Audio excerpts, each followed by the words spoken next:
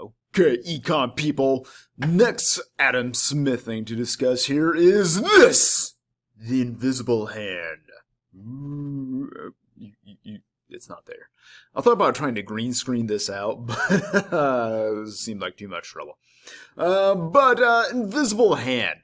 And this is a topic that comes up again in The Wealth of Nations. It's a very famous thing attributed to Smith, and he only mentions it twice. Once in The Wealth of Nations, and another one in another book that he writes. But it says here in The Wealth of Nations that somebody, when they work, he intends only his own security, right, his self-interest, and by directing his own industry in such a manner as its produce may be of the greatest value, he intends only his own gain.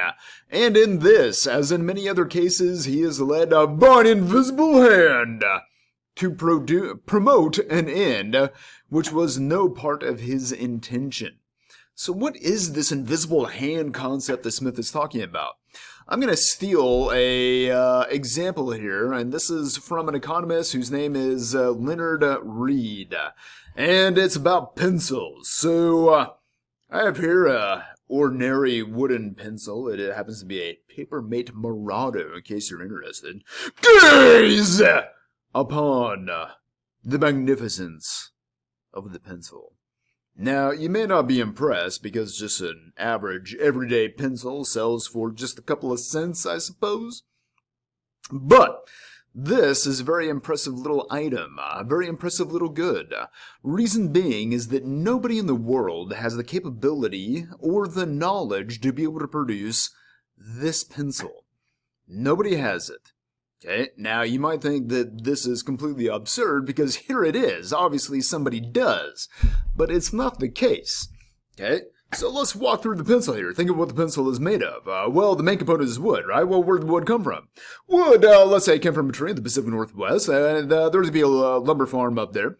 So somebody owns the lumber farm in which the wood is going to be produced, and then we had to cut down the trees, and who's going to cut down the trees? Well, it's going to be a lumberjack, right? So the lumberjack, and he's okay, chops down the tree, and now the tree's going to be laying on the ground. We got to the tree at the top of the hill, so you wind up having a lever and crane system that winds up taking the tree up to the top of the hill, and then you take the tree and you put it onto a truck, and the truck is going to take it to a lumber yard somewhere, and it's going to take it to a lumber mill, and the lumber mill is going to saw it into a bunch of little pencil pieces to be able to ship it into the pencil factory. And then we got a little bit more, because there's more that goes in the pencil than just the wood, of course. We also got a few other things. We've got the graphite. The graphite is going to be mined out of the ground, so then you have to have miners who are going to be mining somewhere. Let's say they're in Sri Lanka, who are going to be mining the graphite out of the ground, and then that graphite has to be transferred to somewhere else, and it's also going to be combined with clay. Let's say the clay comes from somewhere in Missouri. So now you have to have people who are going to be obtaining the clay in Missouri, and the Missouri clay has to be purified and whatnot, shipped out of the pencil factory, be able to mix with the graphite, to be able to be produced into the graphite that goes into this thing right here. And we got a little bit more. We got the paint itself. Well, the paint is going to be a synthetic process. It's going to be produced in chemical factories. Let's say stand around Houston and around the Baytown, places like that.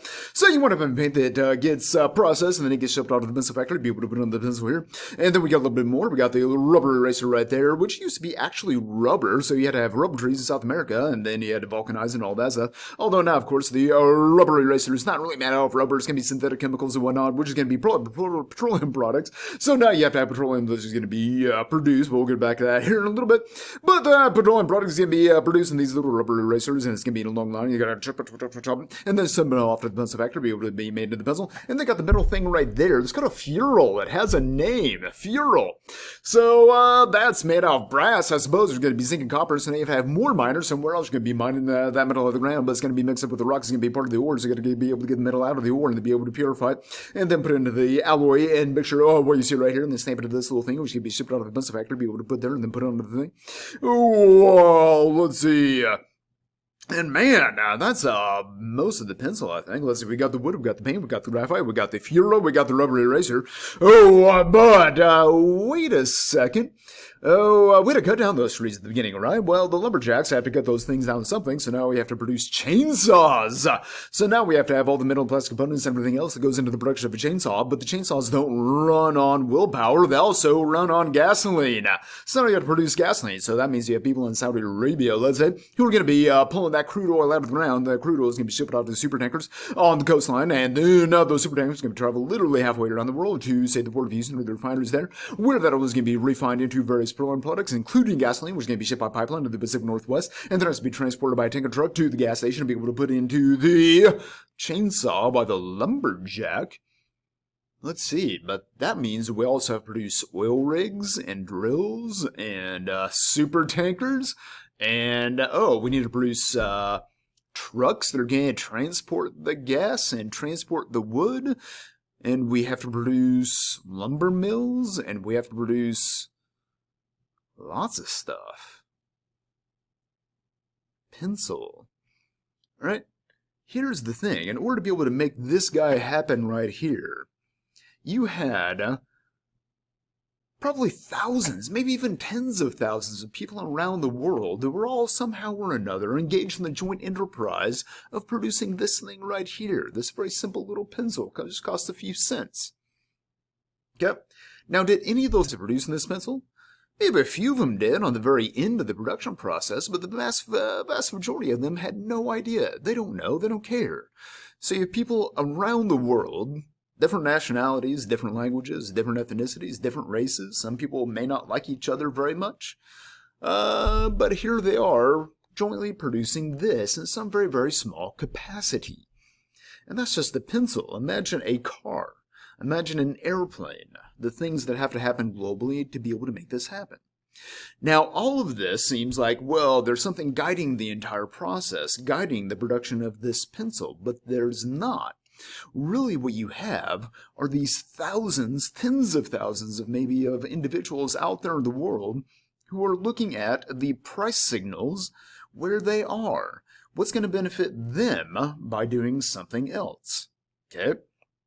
So, if I'm a lumberjack, I'm going to cut down trees, not because I know it's going to turn into pencils and because people want pencils. I've got no idea what the wood is going to be used for.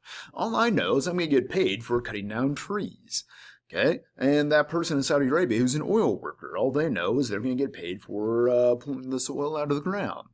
So all these people at various points of the production process are doing their little piece of the action out of self-interest because they're going to get paid for it. And the final price is going to be paid by me.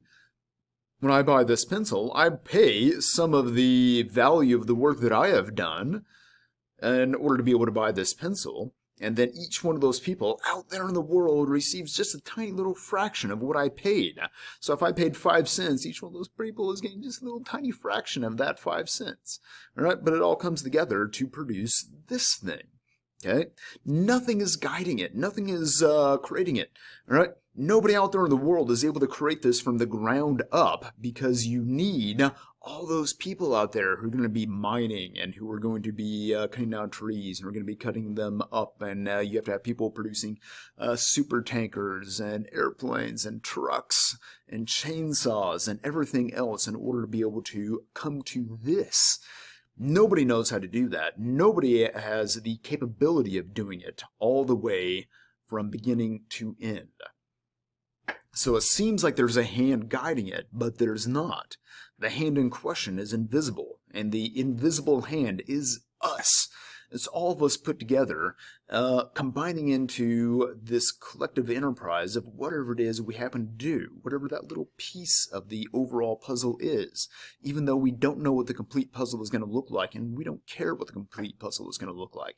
All we know is our little piece of that overall puzzle. Okay, so this is the invisible hand. We're all a part of it.